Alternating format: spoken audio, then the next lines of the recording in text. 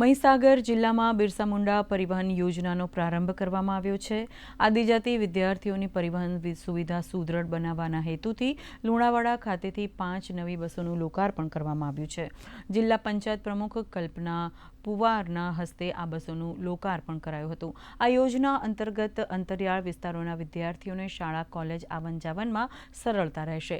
મહત્વનું છે કે આ યોજનાથી શિક્ષણને વેગ, કન્યા કેળવણીને પ્રોત્સાહન અને ડ્રોપ આઉટ રેશિયો ઘટવામાં મદદ મળશે। જાતિ વિકાસ દ્વારા બિરસા મુંડા જન સેવા પરિવહનની આજે લુણાવાડા ખાતે લોકાર્પણ 5 બસોનું કરવામાં આવેલ છે।